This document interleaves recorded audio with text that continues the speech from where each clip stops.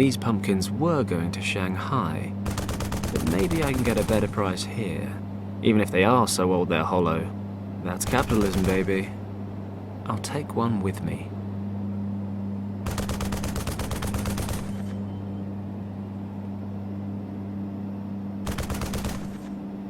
The parachute was attached to this bolt.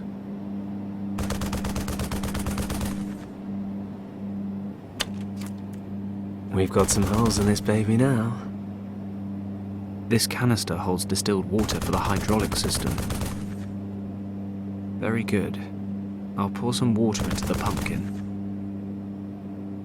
And now some more flour.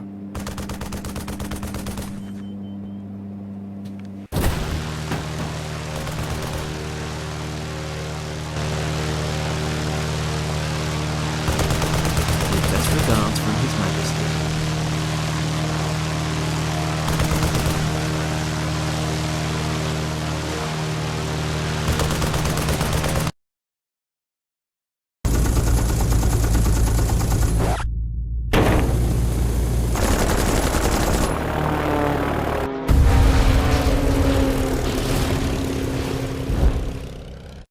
The plane is on fire! We're on fire! Oh no!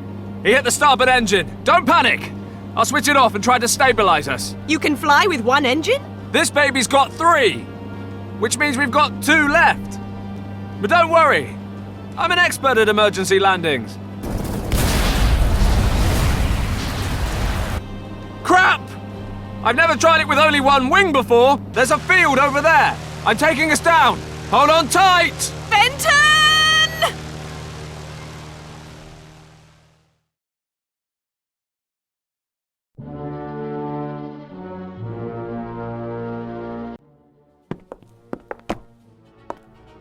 It had better be important, Lieutenant. Indeed. Our contact in Hong Kong has reported back.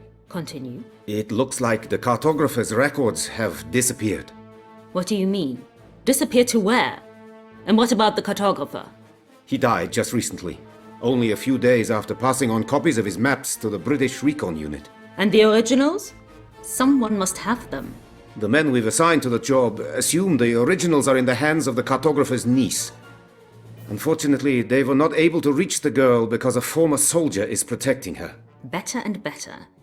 If you want something done, do it yourself.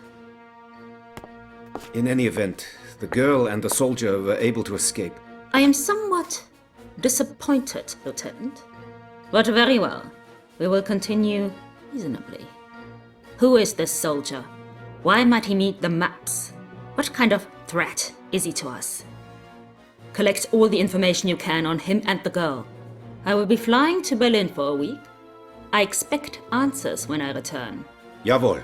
Anything else, Lieutenant? One of our recon aircraft is missing.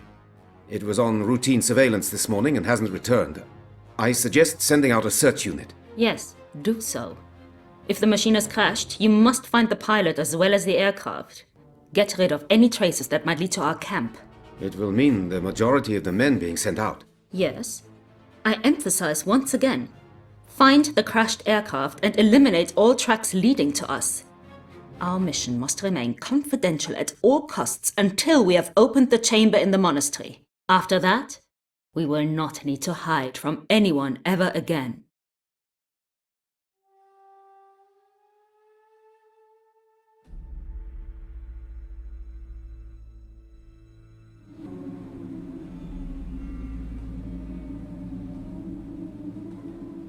What happened?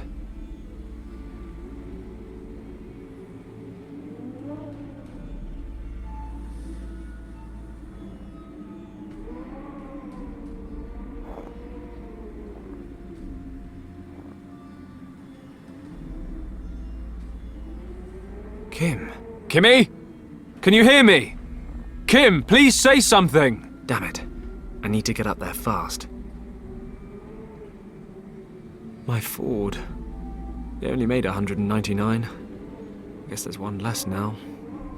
Still, I better get to Kimmy. She's almost as beautiful. It's too steep and icy. I can't climb up there without help. That sled was in my plane. I use it during the winter to unload cargo. It looks like the crash didn't do it too much harm, although the seat's missing. Looks like I can still use this. It's only the seat that's missing. I'll take it with me. A piece of my plane's propeller. Poor girl. Took quite a beating. She'll never forgive me.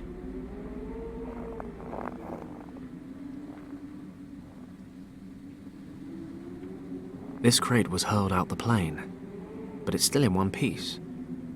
True British workmanship. We can make an indestructible crate, but we can't build trains that run on time.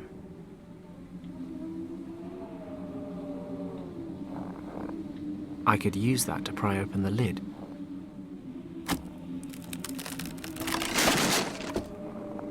Who would have guessed? It worked. The crate's open.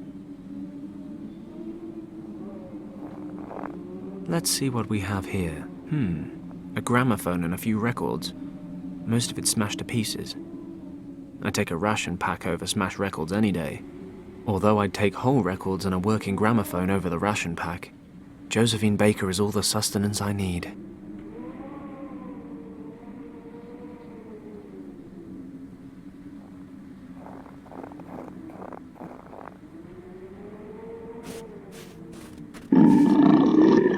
Whoa! Good boy! Good sheep!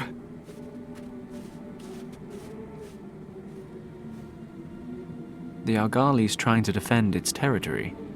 I'll leave it to it.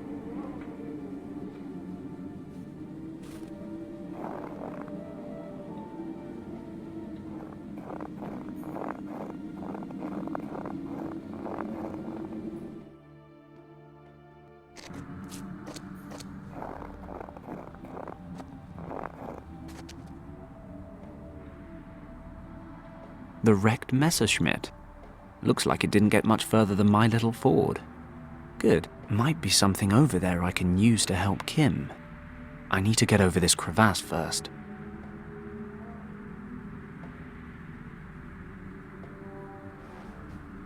That's nearly a 200-meter drop. Lucky I'm not afraid of heights, or anything at all. The wing of the aircraft. The plateau's pretty windswept. All the snow's been blown away. Lush white snow. A big pile of snow.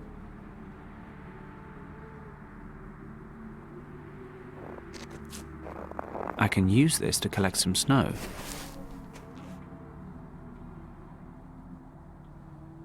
I'll spread the snow evenly across the rock, but I'll need a couple more loads to get everything covered nicely. Okay, I'm done. I can use this to replace the missing seat.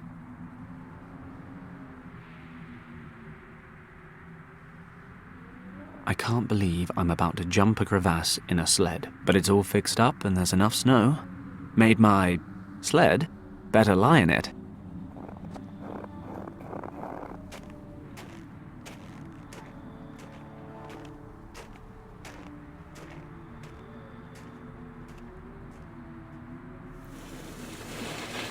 Yoo-hoo!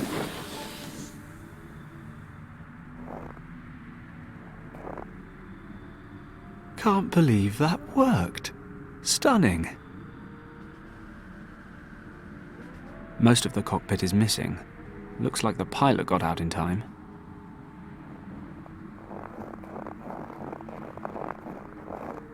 Let's see if I can find anything useful. A dirty pilot's jacket. The pockets are empty, but something seems to be sewn in between the leather and the lining. It's a puddle of melted water. Oh no, that was Josephine Baker's latest release. It got smashed during the crash. It's just brittle little shards now. Ah, that'll work. I can cut out the jacket lining to find some kind of document. A piece of lambskin, cut from the pilot's jacket. I think he could have done with putting this thing through the wash a bit more often. Probably smelled better when it was alive. If my German's up to scratch, which it isn't, but let's assume it is, then this is the permit you need for safe escort through a foreign country during a military operation. I should have a closer look at it. It's in German and Tibetan. It says the holder of this document is ensured safe passage at checkpoints and a certain level of immunity with local authorities. The name of the operation seems to be written up here. Vril. Ah, of course. Vril. Why, that means... Actually, no, I have no idea what that means. Something German, probably. I can see 2 seals down here. One's Tibetan government, but I don't know the other one. Some kind of German organization.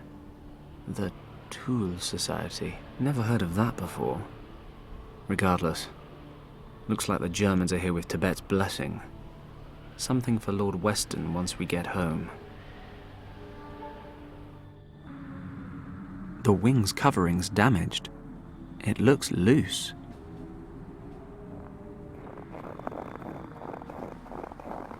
There's some sharp edges.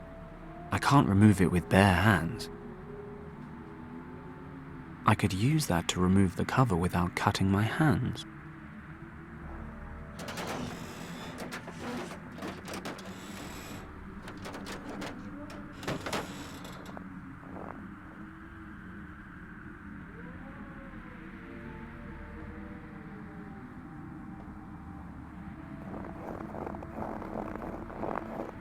The wing is too heavy to take with me, but I can push it over the slippery ground.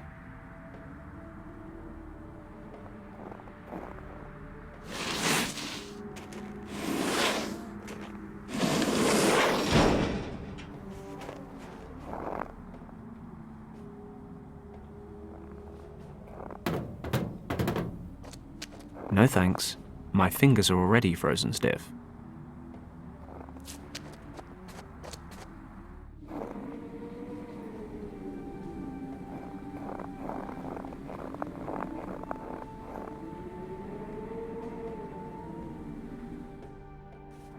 Kim! Thank goodness. She's alive. Kim! Can you hear me? Damn it, she's unconscious. But I'll never get her out of the wreck without her help. I need to wake her somehow. Perhaps I can push the cockpit to the side a bit and then pull Kim out.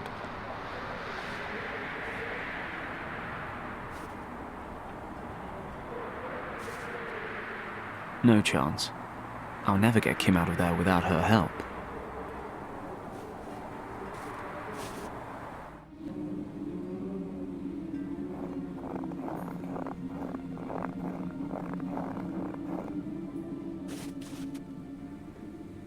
Okay, I'll put the lambskin on the sled so I'll have a nice soft seat next time. Hey, this is starting to look like an animal.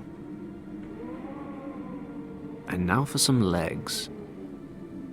Wow, this thing is uncannily lifelike. I mean, if I squint my eyes a bit, it starts to scare me.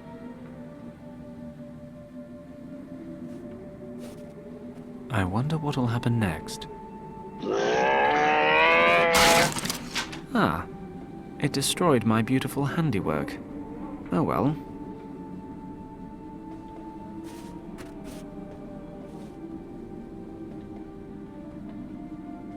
This horn broke off when the Algali went after my sled. Oh, and now the leather strap is coming off. Great. I haven't the faintest idea what that is.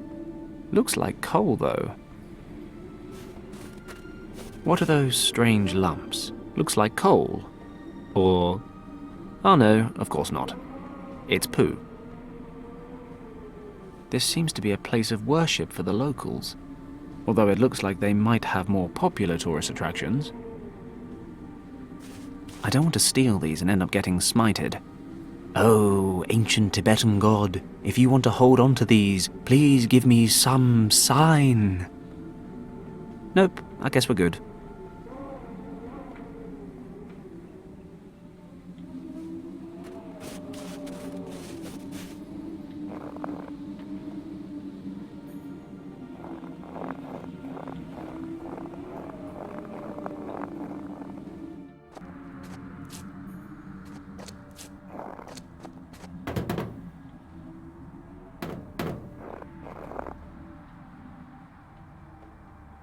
pleasant aroma or not, this stuff is better off in there than outside, and I feel more comfortable about it.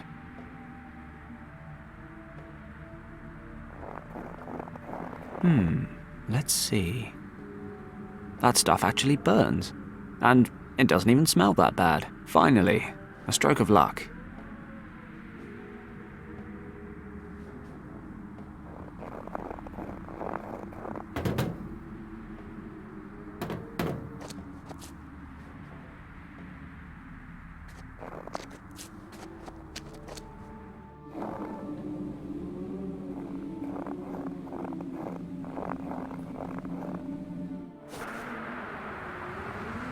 I've lit an incense stick. The smell from this thing could wake the dead. This smoke is vile. Let's hope it wakes her up.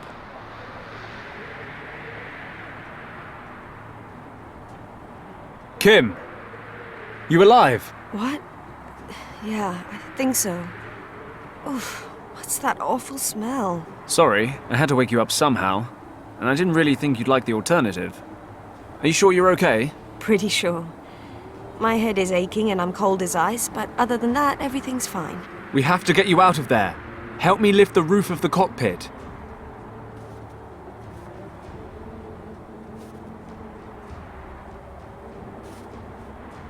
Damn it! It's barely budging. Now what? You better have a plan B. I'm working on it. Whatever you're doing, do it faster. I need more strength to get the cockpit off.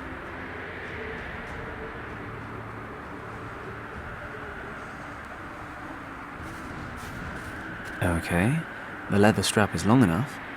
Let's see if it's any good as a whip. Something about this just feels right.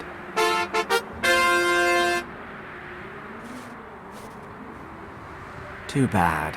I guess that only works in adventure films.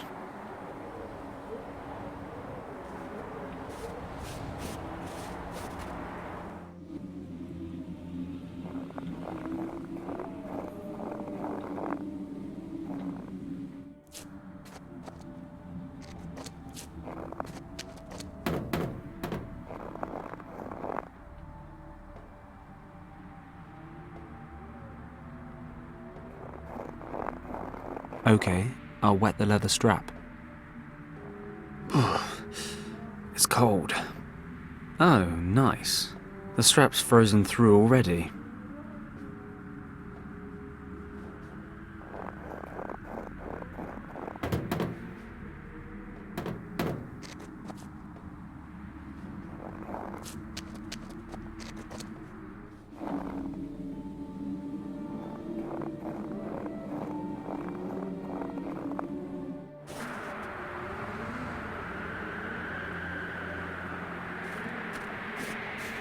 That might work.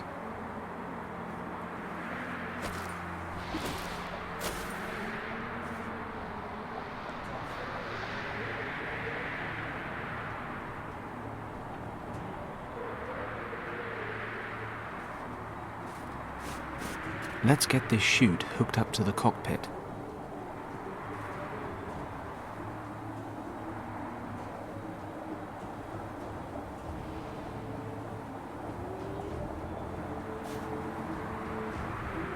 Okay, ripcord time.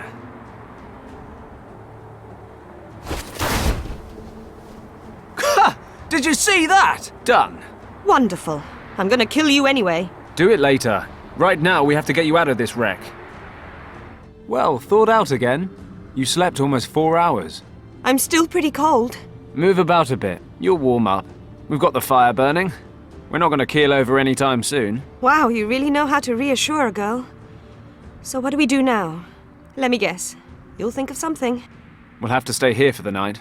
It'll be dark soon. A whole night? In the cold? Oh, wonderful. That's something to tick off my to-do before I die list. Probably the last thing. Remind me. You made me leave Hong Kong because... What was it you said? To be safe? Yeah, that was it. Come with me, you said. Otherwise the Triads will kill you, you said. Kim. You're safe with me, you said. The great hero, Fenton Paddock. Kim! Let Fenton Paddock keep you safe. Absolutely no chance of being chased by triads, shot down by Nazis, and stranded in the middle of the Himalayas to freeze to death. No, sir. Kim, shut up for a second and listen to me. While you were sleeping, I checked out your uncle's documents. So? He was travelling this region in 1922 with a researcher named Arthur Hayes. Ring any bells? Yes, Uncle Wang told me about that expedition. Many times. Professor Hayes had taken him along on his Himalaya trip as a cartographer. Well, I noticed something really strange. Most of his notes are written in traditional Chinese, but your uncle wrote some of the sections in a language I've never seen before. According to what I could read, he and Hayes were looking for a monastery, which they figured was in this region. Do you know what that means? That you can't read every kind of language? Be serious. If there really is a monastery somewhere around here, it might be a safe place to head towards. Okay. My uncle sometimes wrote certain things in a kind of secret script that only he and I could decipher. Show me the documents. Here, can you read any of it? Well, it says here that a storm hit and my uncle and Professor Hayes took shelter in a cave. We were more than happy to have found shelter in time. When we moved further into the cave, we noticed we were not the only ones seeking shelter there. In the glow of our torches, we recognized a man leaning against the cave wall. Hayes spoke to him, but the stranger did not react. On closer inspection, we realized why. The man was dead. He was frozen stiff, and it was likely he had already been there for quite some time. The man was wearing a monk's robe and presumably had an attack of weakness during a pilgrimage. Hayes brought my attention to something. The torn up and burned remains of a parchment lay beside the corpse. It is possible that the monk had used the last of his strength to build a fire. On examining the burnt remains more closely, it turned out to be a map. Hayes was able to determine a few checkpoints, and thus conclude that it showed the region we were in.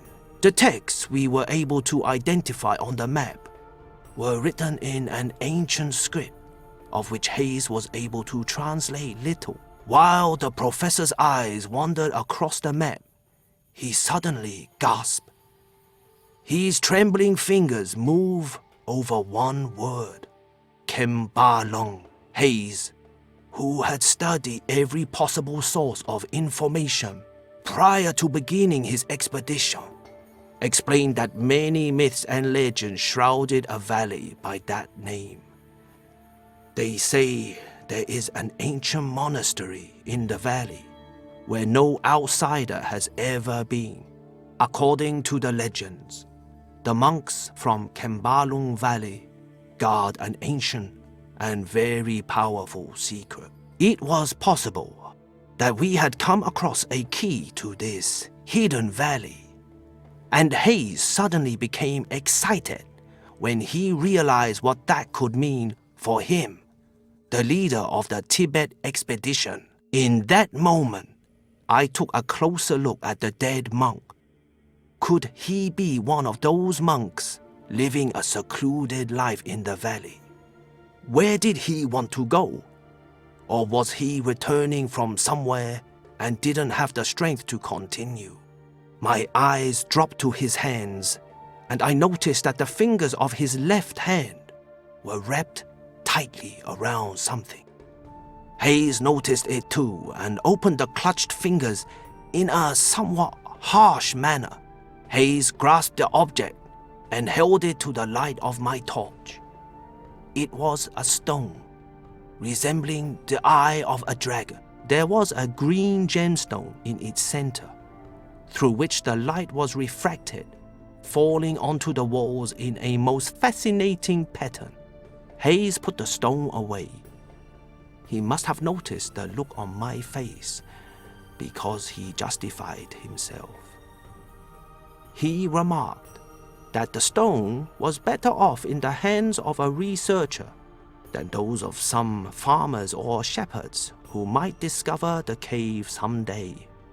Okay, now skip a few passages.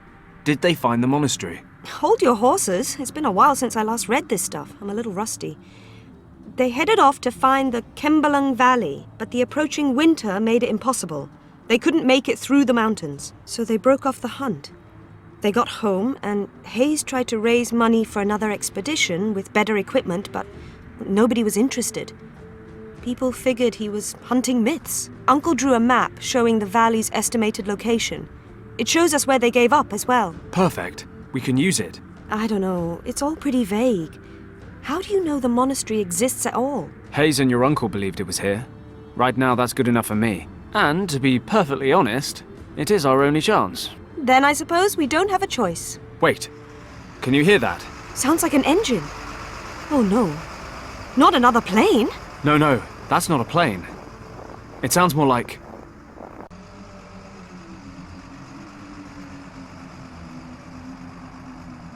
a truck. Grab your stuff. Change of plan. What? We're following the truck. It must be going somewhere.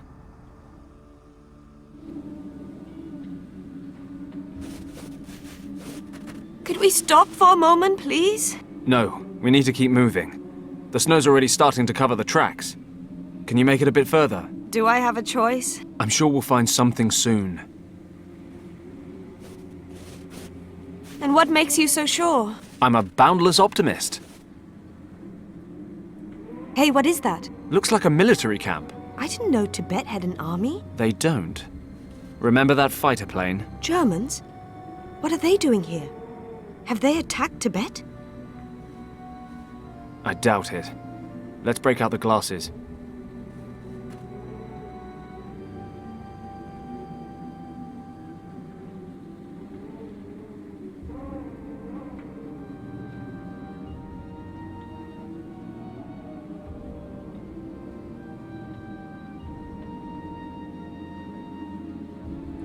Damn it. What's going on? They're holding British soldiers captive. There's at least one officer with them. Richard? No, not Richard. But maybe someone from his unit. They must have met the Germans somewhere along the line. What are we going to do?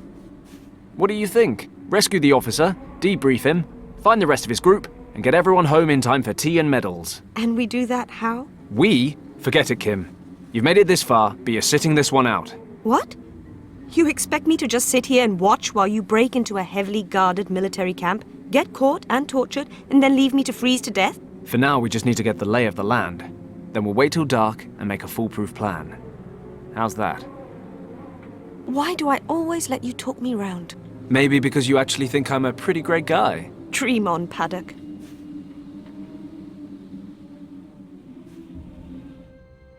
Okay, so far, so easy. Something tells me that's about to change. This place is bigger than it looked. What the hell are the Germans up to out here? Where are you going, Werner?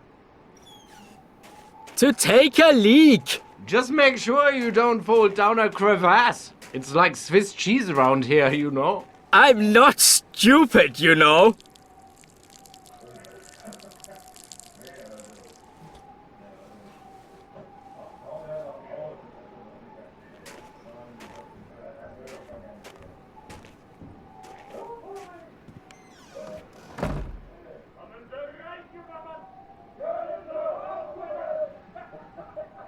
Good thing he picked the other side of the barracks to do his business. The guards seem to be having a nice little tea party. If they want to slack off, that's just fine by me. Actually, another time, another place, I might join them.